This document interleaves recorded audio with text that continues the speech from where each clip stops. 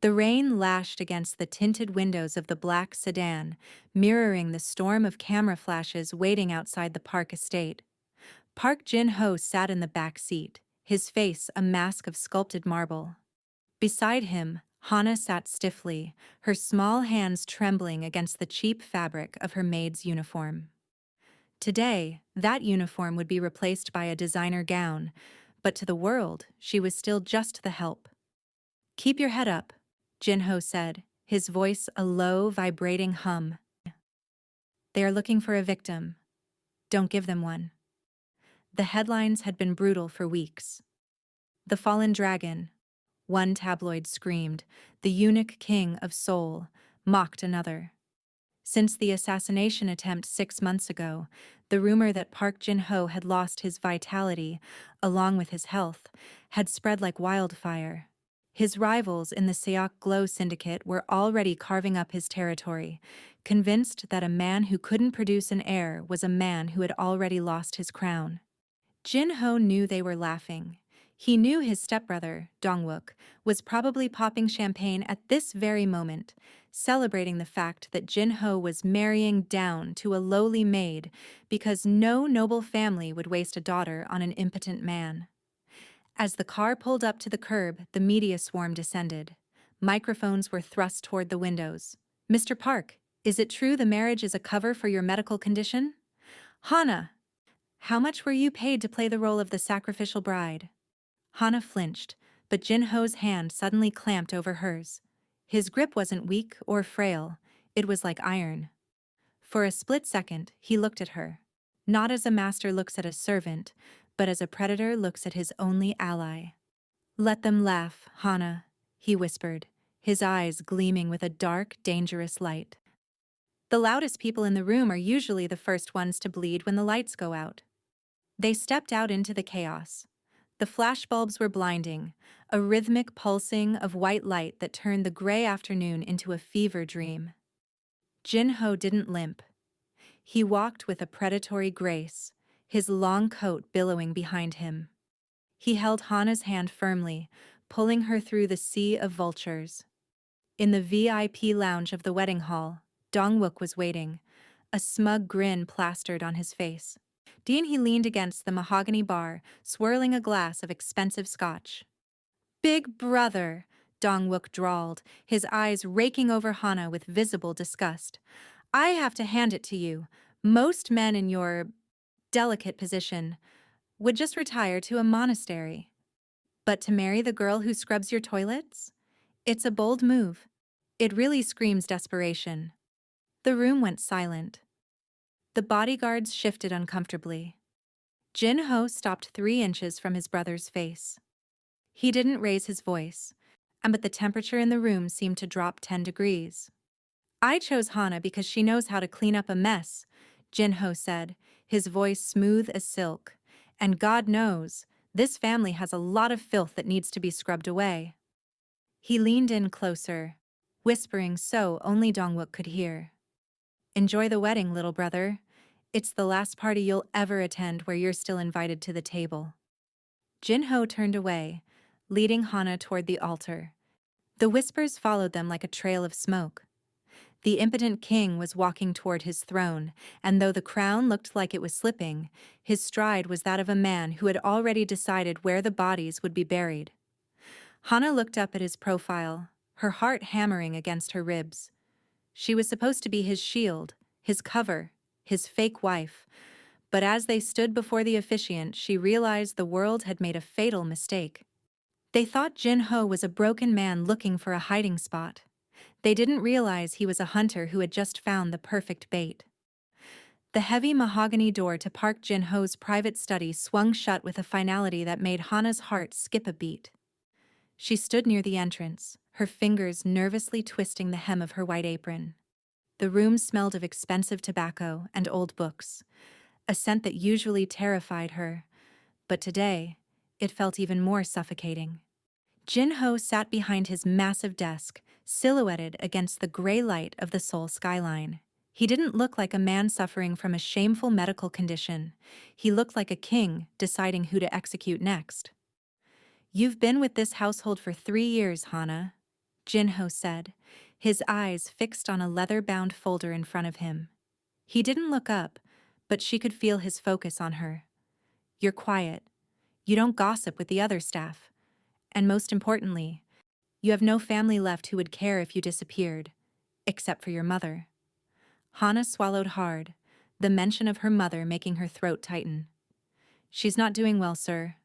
The hospital says the wait list for the surgery is too long and the costs are astronomical.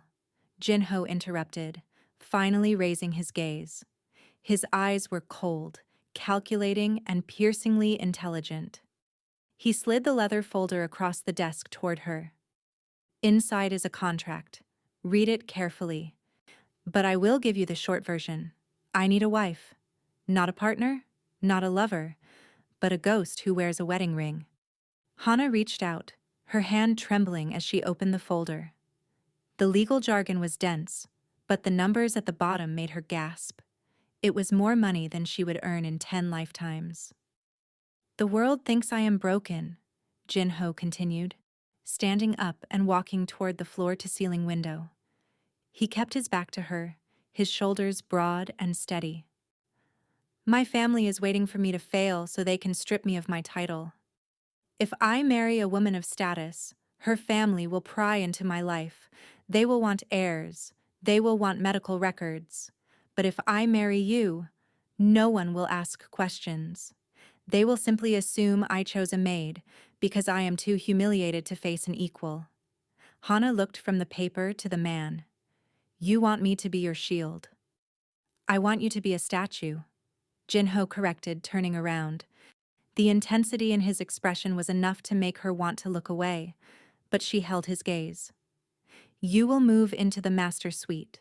You will attend every public event by my side. You will smile when the cameras flash and stay silent when the reporters scream. In exchange, your mother will be moved to the best private clinic in the country by tomorrow morning. Her surgery will be performed by the top surgeon in Asia. Every cent of her recovery will be covered. And after? Hana whispered. What happens when you don't need me anymore? Jin-ho stepped closer, entering her personal space. He was so tall that she had to tilt her head back to see him. He reached out, his thumb brushing against the side of her jaw, a gesture that was surprisingly gentle yet felt like a warning. If you follow my rules, you will be set for life, he said, his voice dropping to a dangerous whisper. But if you betray me, if you whisper a single word of our arrangement to anyone, you will lose everything, including your mother's care.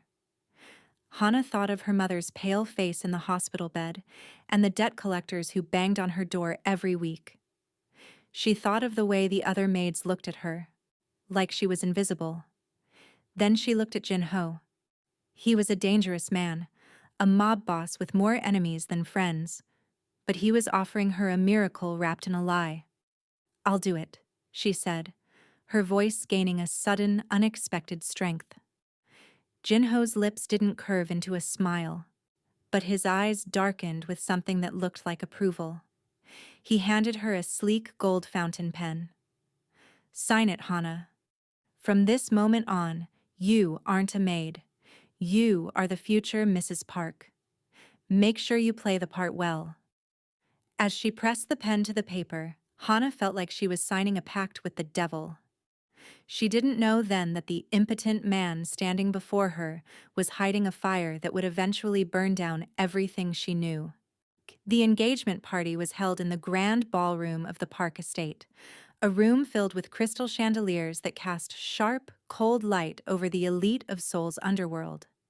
Hana felt like a lamb in a den of wolves. Her designer dress was a shimmering silver, but beneath the silk, her skin crawled. She was surrounded by women in diamonds who looked at her as if she were a stain on the carpet, and men who whispered behind their hands about the tragedy of Park Jin-ho's manhood. Jin-ho stood beside her, his hand resting possessively on the small of her back. To the crowd, he looked like a proud groom, but Hana could feel the tension in his muscles. He wasn't celebrating, he was standing guard. Look at her! A loud, mocking voice rang out, cutting through the classical music. Dong-wook, Jin-ho's stepbrother, swaggered toward them. He was already flushed from expensive cognac, his tie loosened and a cruel smirk plastered on his face. A small circle of cousins and business associates followed him, sensing a kill. "I've seen some desperate power moves in this family, but this takes the cake," Dongwook said, stopping just inches from Hana. He leaned in, sniffing the air near her shoulder. "She still smells like lemon polish and floor wax. Tell me, Jin-ho, did you pick her because she's the only one who doesn't mind a husband who's just decorative?" The surrounding guests stifled laughs. Hana's face burned with shame. She looked down at her shoes, feeling the familiar weight of her old life as a servant trying to drag her under. She felt like an imposter, a fake queen in a palace of real monsters. "Dongwook," Jin-ho said quietly. The room didn't go silent because he yelled. It went silent because the tone of his voice was like a razor blade hidden in velvet. "You've had too much to drink. Leave." "Oh, come on. We're all family here." Dongwook laughed, turning to the crowd. "We all know why he's marrying the maid. A real woman from a real family would expect a wedding night. But Hana, she's used to taking orders. She won't complain when her husband spends the night staring at the ceiling because he's got nothing left in the tank." Dongwook reached out, his hand moving to flick Hana's chin in a demeaning gesture. Before his fingers could touch her skin, Jin-ho moved. It was too fast for the human eye to follow. One moment Jin-ho was standing still, and the next, he had Dong-wook's wrist in a grip that made the bone creak audibly. Dong-wook let out a sharp yelp of pain, his cognac glass shattering on the marble floor. Jin-ho didn't let go. He stepped into his brother's space, his face inches away, his eyes devoid of any human warmth. The weakness the media had written about was nowhere to be found. In its place was a predatory stillness that made the air in the room feel heavy. "You are breathing because I allow it," Jin-ho whispered, though his voice carried to every corner of the silent ballroom. "You are standing in my house because I haven't decided to throw you out yet. But if you ever speak to my wife again, if you even look in her direction with that pathetic, drunken gaze, I will make sure you never speak or look at anything ever again. Do you understand?" Dongwook's face turned from red to a sickly, pale white. He tried to pull away, but Jin-ho's grip was a vice. It was a joke, Jin-ho. Just a joke." "I don't have a sense of humor," Jin-ho replied. He released his brother's arm with a flick of his wrist, sending Dong-wook stumbling back into a table of hors d'oeuvres. Jin-ho turned back to Hana. He didn't ask if she was okay. He simply tucked a stray lock of hair behind her ear, his touch cold but steady. He looked out at the assembled guests, his gaze a challenge to anyone else who dared to breathe a word of dissent. "The party is over," Jin-ho announced. "Get out, all of you." As the guests scrambled to leave, terrified by the sudden glimpse of the monster beneath the suit, Hana realized that her impotent husband was the most dangerous man she had ever met. And for the first time, she wasn't just afraid of him, she was grateful for him. The honeymoon phase of their fake marriage was less about romance, and more about surviving the heavy silence of the Park mansion. Now that she was the mistress of the house, Hana no longer scrubbed the floors, but she still walked the hallways with the quiet footsteps of a ghost. Jin-ho was rarely home, spending his nights in high-stakes meetings or locked in his study, leaving Hana to navigate the cold luxury of her new life alone. One Tuesday afternoon, while the house staff was busy in the lower wing, Hana found herself outside Jin-ho's private library. The door was slightly ajar, a rare oversight for a man as meticulous as her husband. Driven by a mix of curiosity and a strange, growing concern for the man who had saved her mother, she stepped inside. The room smelled of old paper and the bitter scent of the herbal tea Jin-ho drank every night. As she moved toward the desk to close the window against a rising breeze, her toe caught the edge of a floor safe that hadn't been fully recessed into the wood. Next to it, lay a thick manila folder embossed with the seal of a prestigious private hospital. Hana's heart hammered. She knew she shouldn't look. But the rumors of Jin-ho's condition haunted her. She wanted to know the truth about the man she was protecting. She opened the file, her eyes scanning the medical jargon. There were blood reports, hormone levels, and a series of prescriptions for powerful medications. To her untrained eyes, the numbers looked devastatingly low. One page, signed by a Dr. Kang, explicitly detailed the permanent nerve damage from the assassination attempt. "Oh, Jin-ho," she whispered, with her chest tightening with genuine pity. She felt a rush of guilt for every time she had felt afraid of him. To her, this file explained his coldness, his late nights, and his terrifying temper. He wasn't just a mob boss. He was a man mourning his own body, hiding his shame from a world that would devour him if they knew he was truly broken. Determined to be more than just a contract bride, Hana began to change. She spent her afternoons researching holistic health and nerve recovery. She started visiting the local apothecary, buying expensive ginseng and rare herbs. Every night, she would personally brew his tea, stirring in the supplements she believed would help him heal. When Jin-ho returned home late that evening, he found Hana waiting in the dim light of the kitchen. She looked small, but determined, pushing a steaming cup toward him. "What is this?" he asked, his voice weary as he loosened his silk tie. "It's for your health," Hana said, her voice soft with a new kind of tenderness. I know you're going through a lot. You don't have to carry the burden alone, even if it's just between us." Jin-ho stared at the tea, then up at her. His eyes searched hers, looking for a hidden motive or a sign of betrayal. He saw nothing but sincere, heartbreaking empathy. He didn't know she had seen the file, a file he had carefully forged and left out specifically to test her loyalty and see if she would leak the proof to his enemies. He took a slow sip of the bitter liquid, his gaze never leaving her face. He saw the way her hands hovered nearby, ready to catch him if he stumbled. For the first time, a flicker of something that wasn't cold calculation crossed his face. He was faking a tragedy to trap his brothers, but he hadn't expected to trap the heart of the woman sitting across from him. "You're a strange girl, Hana," he murmured, setting the cup down. "I just want you to be whole again," she replied earnestly. Jin-ho looked away, his jaw tightening. He was a predator using her as a shield, but as she reached out to place a comforting hand on his arm, he realized that the more she tried to fix him, the harder it would be to let her go when the blood started to flow. The morning of the wedding did not feel like a celebration. It felt like the mobilization of an army. The air in the mansion was heavy with the scent of lilies and gun oil. As Hana stood before the tall mirror in her bridal suite, and the white silk of her gown felt like a shroud. She looked beautiful, but her eyes were wide with a fear she couldn't hide.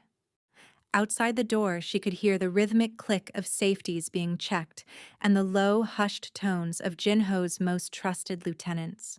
This wasn't a union of love. It was a tactical maneuver. When she finally walked down the aisle of the private chapel, the silence was suffocating. The pews were filled with men in charcoal suits, their jackets bulging slightly at the hip or under the arm. These were the heads of the 5 families, the high-ranking soldiers, and the bitter rivals who had come to witness the impotent king surrender his pride. Every guest was an enemy, and every guest was armed. Jin-ho stood at the altar, looking devastatingly handsome in a black tuxedo. He stood with his hands clasped behind his back, his posture as straight as a spear. As Hana reached him, he took her hand. His skin was cool, his grip steady, but his eyes were scanning the room, counting the exits and watching the hands of every man in the front row. "Stay close to me," he whispered, his voice barely audible over the low drone of the organ. "No matter what happens, do not let go of my hand." The ceremony began, but no one was listening to the priest's words about holy matrimony, or to have and to hold. The guests were too busy watching for a sign of weakness. Hana could feel the weight of 100 stares, most of them landing on Jin-ho with a mixture of pity and predatory hunger. They were waiting for him to flinch, for his hand to shake, for some proof that the man who had once ruled Seoul with an iron fist was truly gone. Beside them, Dong-wook sat in the front row, his bruised wrist hidden under his sleeve, a dark, hateful smirk on his face. He leaned over to whisper something to a rival boss, and the two men chuckled quietly. The disrespect was palpable, a thick layer of tension that made it hard for Hana to breathe. As they reached the part of the ceremony for the rings, a sudden, loud, metallic clang echoed through the stone chapel. In an instant, half the room was on their feet, hands disappearing into their jackets. The air turned electric, the sound of chairs scraping against stone sounding like a volley of shots. Hana gasped, her heart leaping into her throat, but Jin-ho didn't move. He didn't even blink. And it was just a server in the back who had dropped a silver tray, but the reaction told the whole story. This wasn't a wedding. It was a powder keg waiting for a spark. Jin-ho looked at the standing men, his expression one of bored contempt. "Sit down," he said.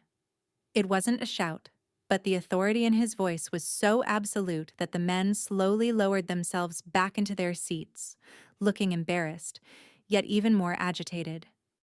He turned back to Hana and slid the gold band onto her finger. For a moment his gaze softened as he looked at her. He knew she was terrified. He knew she had spent weeks trying to heal him with tea and kindness, unaware that she was standing in the middle of a battlefield. "I, Park Jin-ho, take you to be my wife," he said, his voice ringing out clear and strong, defying the rumors of his frailty. Hana recited her vows with a trembling voice, her eyes locked on his. In that moment, surrounded by assassins and monsters, he was the only thing that felt solid. She slipped the ring onto his finger, her touch lingering. The ceremony ended not with a kiss of passion, but with a silent pact. As they turned to face the crowd of armed well-wishers, Hana realized the honeymoon wouldn't be spent in paradise. It would be spent in a war zone. The heavy double doors of the master suite clicked shut, locking out the muffled sounds of the distant reception. The room was bathed in the soft amber glow of dim lamps, smelling of expensive sandalwood and the faint metallic scent of the city rain. Hana stood by the edge of the silk-covered bed, her fingers fumbling with the intricate lace of her wedding gown. She felt a wave of exhaustion hit her, mixed with a deep, aching pity for the man standing by the window. In her mind, this was to be a night of quiet sadness. She expected Jin-ho to retreat into his usual cold silence, perhaps even sleeping in the guest wing to hide the shame of his condition. She had already prepared a thermos of her special herbal tea, hoping the warmth would soothe the invisible wounds she thought he carried. "You don't have to stay here, Jin-ho," she said softly, her voice trembling. "I understand. I've prepared the tea, and I'll tell the staff tomorrow that everything was as it should be. Your secret is safe with me." Jin-ho didn't move. He stood with his back to her, his silhouette sharp against the glass. "My secret," he repeated, his voice devoid of the weariness he had shown all day. It sounded deeper, vibrating with a hidden power that made the hair on Hana's arms stand up. Slowly, he turned around. He began to unbutton his tuxedo jacket, tossing it onto a chair with a fluid, athletic grace that didn't belong to a broken man. He pulled at his tie, discarding it as he stepped into the light. The limp he had displayed during the ceremony was gone. His movements were predatory, certain, and dangerously fast. Hana backed away, her heart hammering against her ribs. "Jin-ho? What are you doing?" He didn't answer until he was standing right in front of her. He reached out, and instead of the hesitant touch of a sick man, his hand was firm as he gripped her waist, pulling her flush against him. The heat radiating from his body was intense, a living fire that contradicted every medical report she had read. "The file you found in my study," he whispered, his breath hot against her ear. "The one from Dr. Kang? I wrote it myself. I leaked it to the board of directors and my stepbrother 6 months ago. I needed them to think I was a lion without teeth, so they would stop hiding and start showing their hand. Hana's breath hitched. But the tea? The medicines? I saw you taking them. Jin-ho reached for the thermos she had brought. He unscrewed the cap and poured a bit of the liquid into a glass, but he didn't drink it. Instead, he pulled a small chemical strip from his pocket and dipped it in. And within seconds, the paper turned a violent, bruised purple. "This is why I chose you, Hana," he said, his eyes turning into shards of ice. "Because you are the only person in this house who isn't trying to kill me. Someone has been spiking my herbal supplements with a slow-acting neurotoxin for months. They wanted to turn the lie into a reality. They wanted to make sure I really did become the impotent, withered man they mocked at the altar."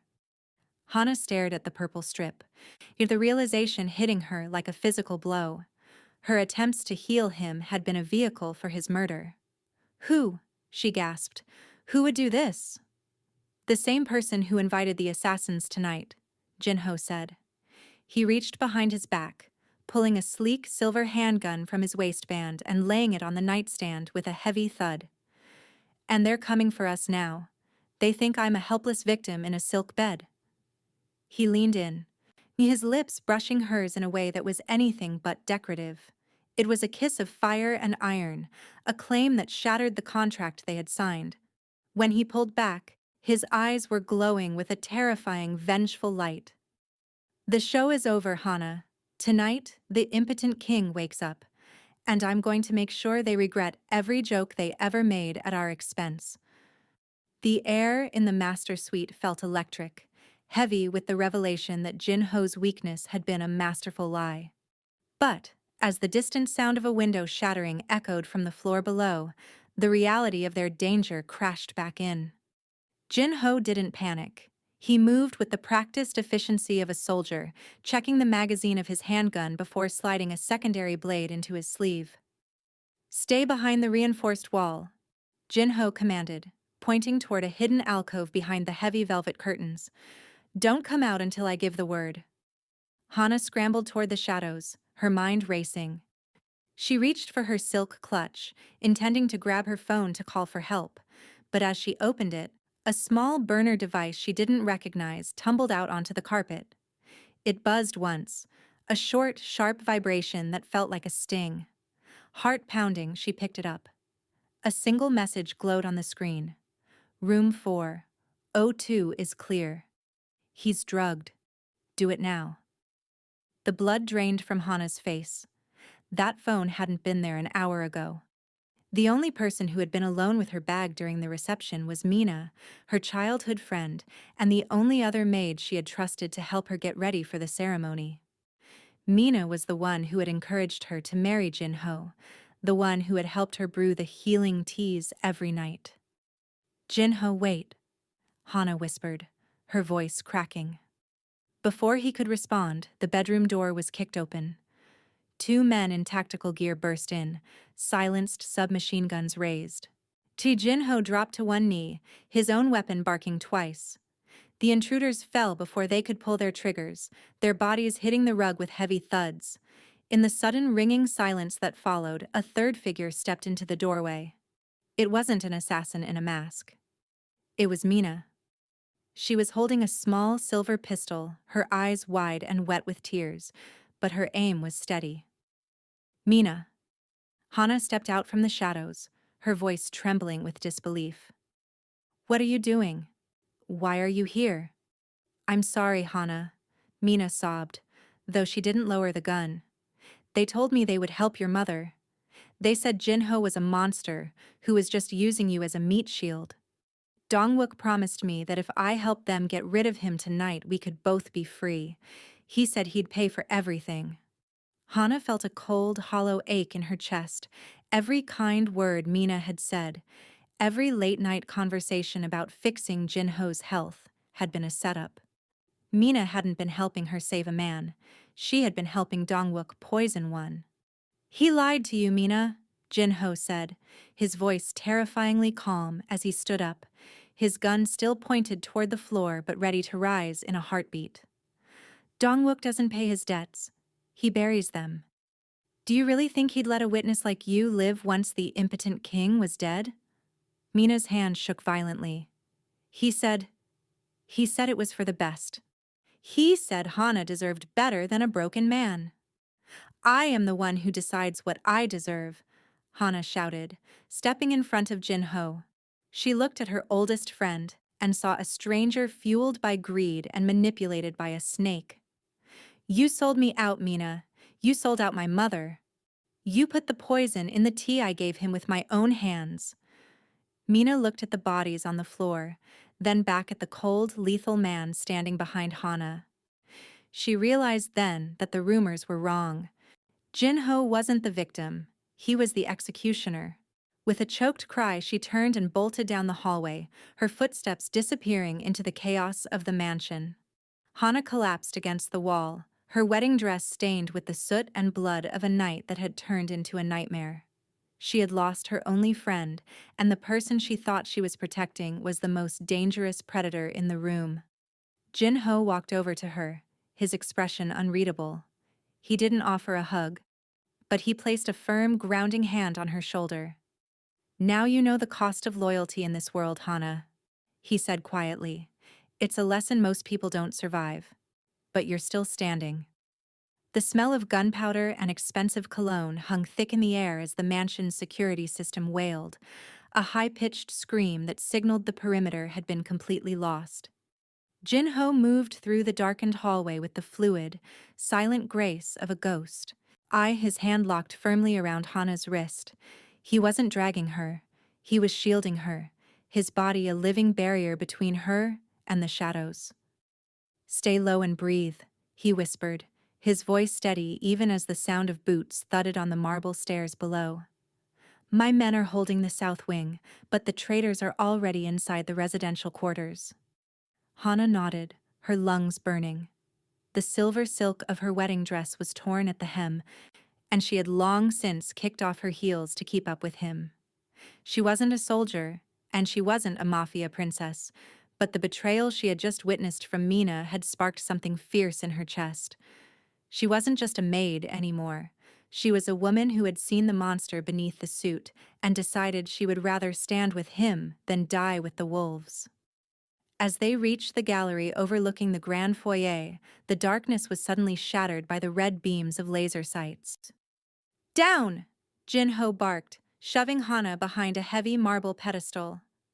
A hail of bullets shredded the priceless paintings on the wall above them, sending canvas and plaster flying like confetti. Jin-ho leaned out, his handgun barking in rhythmic, lethal succession. He didn't fire wildly. Every shot was a calculated move, a statement of absolute control. He was a symphony of violence, proving with every heartbeat that the impotent rumors had been the greatest trap ever set. But even a king can be flanked. From a hidden service door behind the pedestal, a shadowed figure emerged, one of Dongwook's elite enforcers who had bypassed the main stairs. He didn't aim for the head.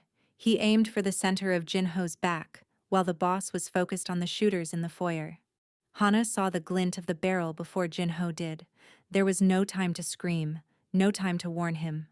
Her body moved on an instinct she didn't know she possessed. She didn't think about the contract, her mother's medical bills, or the lie they were living. She only thought of the man who had looked at her with approval when the rest of the world looked at her with disgust. She lunged forward, throwing herself into the path of the assassin's line of fire. The crack of the pistol felt like it happened inside her own skull.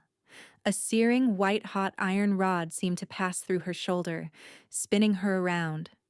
The force of the impact knocked the breath from her lungs, and she collapsed against Jin-ho's legs, the world turning into a blurred haze of gray and red. Jin-ho spun around, his eyes widening in a rare moment of genuine shock. In a blur of motion, he grabbed the assassin's throat with one hand, the sound of breaking bone echoing through the gallery, and fired a single, finishing shot without even looking. He dropped to his knees beside Hana, his hands, usually so steady, trembling as he pulled her into his lap. He pressed his palm against the wound in her shoulder, his tuxedo shirt quickly soaking through with her blood. "Why?" he hissed, his voice raw with a mix of fury and something that sounded dangerously like pain. "You were supposed to stay behind the stone. You're a civilian, Hana. You don't take bullets for people like me." Hana looked up at him, a weak, trembling smile touching her lips despite the agony. The adrenaline was fading, replaced by a cold numbness, but she reached up with her good hand and touched his cheek. You saved my mother," she whispered, her voice fading. "I told you. I wanted you to be whole. I'm not a statue, Jinho.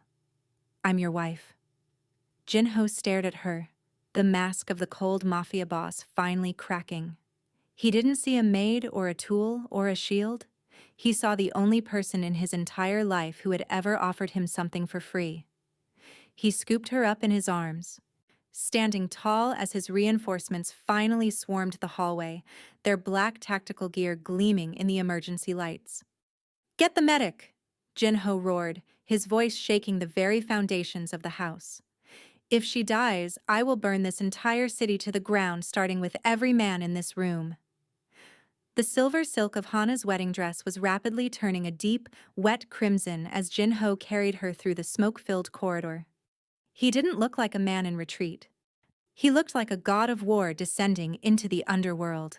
He handed her off to his personal medic behind the reinforced steel doors of the safe room, his eyes lingering on her pale face for only a heartbeat before the steel slammed shut. When he turned back to the hallway, the last shred of his humanity had vanished. "Seal the exits," Jinho said into his radio, his voice a low, terrifying growl. "No one leaves this house. Not the shooters, not the traitors, and especially not my brother." The mansion, once a place of quiet luxury, transformed into a slaughterhouse. Dongwook's men, hearing the rumors of Jinho's frailty, had expected to find a dying man hiding under a bed. Instead, they found a nightmare. Jinho moved through the house with a brutal mathematical precision. He didn't use a silencer anymore. He wanted them to hear him coming. The rhythmic crack-crack of his handgun echoed through the halls, followed by the heavy thud of bodies hitting the marble. In the grand foyer, Dongwook was screaming at his remaining mercenaries, his face twisted in a mask of panicked greed. "He's just one man. He's supposed to be sick. Find him and finish it." "Looking for me?" The voice came from the darkness of the second-floor balcony.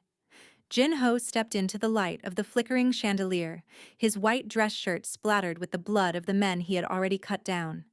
He tossed an empty magazine aside and slammed a fresh one home with a metallic snap that sounded like a death knell. Dongwook's breath hitched. You were faking it. The doctors, the reports. You played us all. I needed to see who would sharpen their knives the moment I closed my eyes." Jinho said, leaping over the railing and landing with the silent grace of a predator.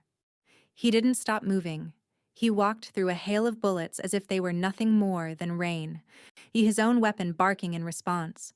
Every shot he fired found a throat or a heart.